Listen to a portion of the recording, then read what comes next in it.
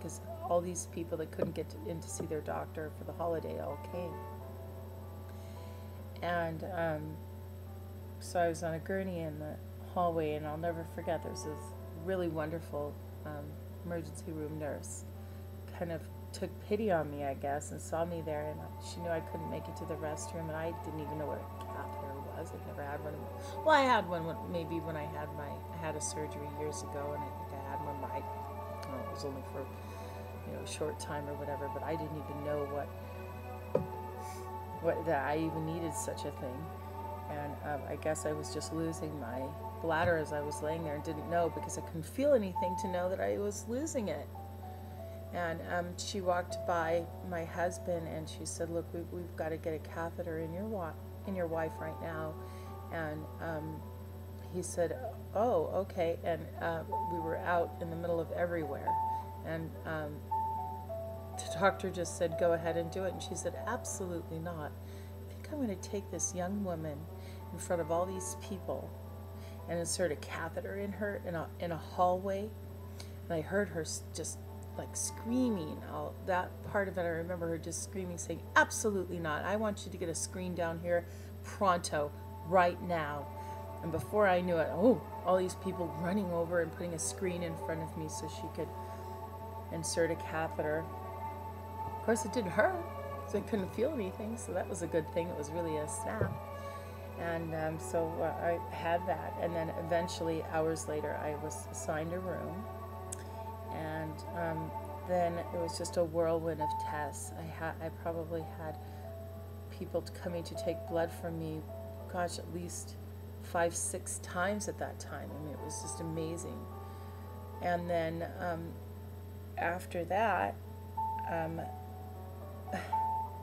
I was able to go to sleep for a while. I remember I slept. I slept and I slept.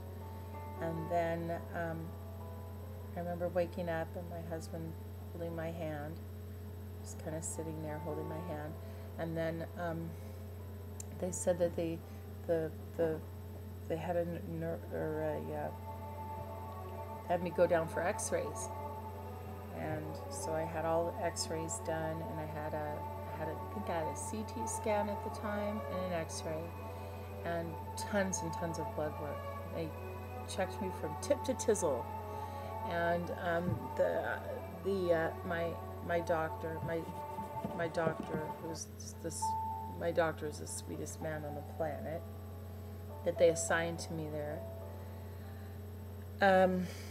said that well, he came into me, I think it was the third day I was there.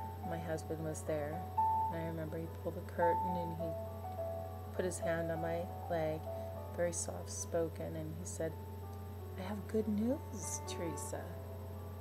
And I was, "Oh, great, you know, what's the good news?" He said, "You don't have to have surgery."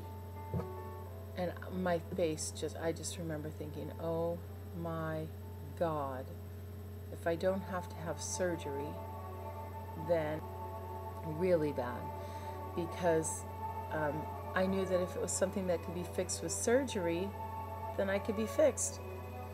But if it was something that couldn't be fixed with surgery and I was paralyzed, then, you know, and then he looked at me and he realized at that point that that I wasn't falling for it. And he said, "Look, you have a disease called multiple sclerosis. Do you know anything about it?" And I said, "No, not really. No." And then I remember looking at my husband, and he just was like a ghost. He just white as a ghost standing there.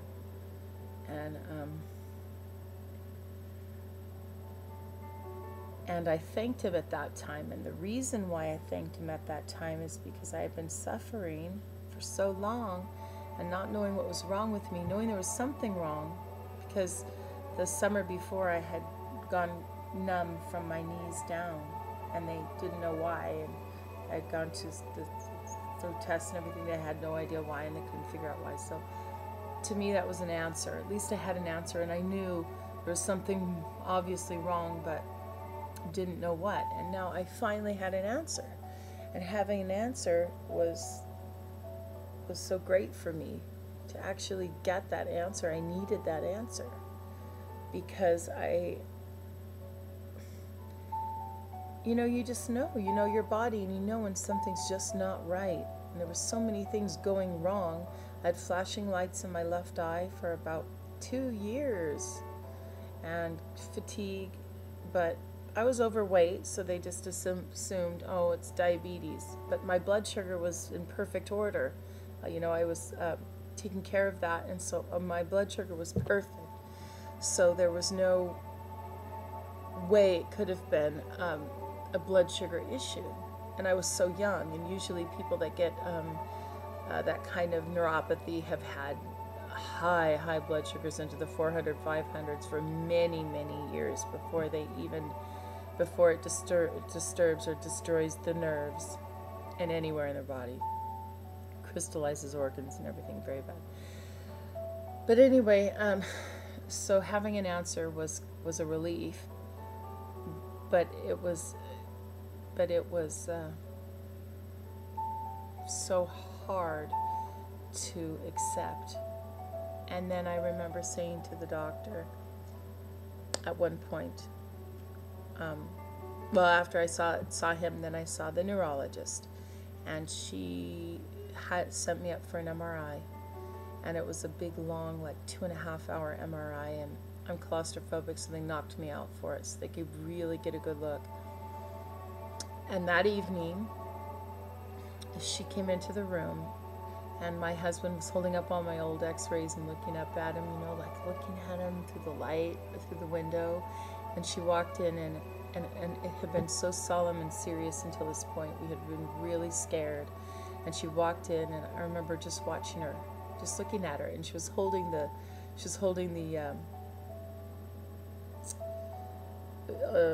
all her papers and everything. She was looking down at them. She looked over at my husband. She said, "Oh, you must be the neurologist," because he was holding up the x-rays, and looking up at him. And we just burst out laughing. So that just was the first laughter we had had in a very long time. And we needed the comical relief, and it was fantastic to kind of be able to laugh about something so incredibly serious. And so I was fully relaxed at that point. I felt a lot better. And she explained the disease to me and gave me some literature to read while I was in the hospital. Not real scary literature, because at this point, when you're first diagnosed and you're scared absolutely out of your mind because you don't know what to expect, you see people walking in and out of your room, and you can't even swing your legs over to the bed, and you have a catheter, and you have a potty next to your bed, and you need 2 ladies to help you over to it, and you're 40 years old. I mean, it is not only humiliating, but it's absolutely terrifying. If you've never been through it, you don't know, you have no idea the fright, the fear that you have, the overwhelming fear that this is it, this is it. So anyway, she then took my husband aside, and she said, I need to show you something.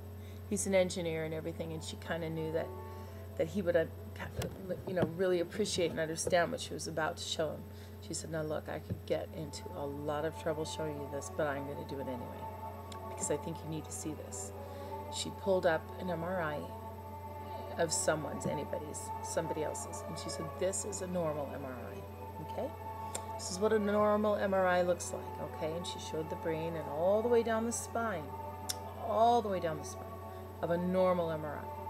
And then she popped up mine and said, "This is your wife's." And it was lit up. He said, literally like a Christmas tree.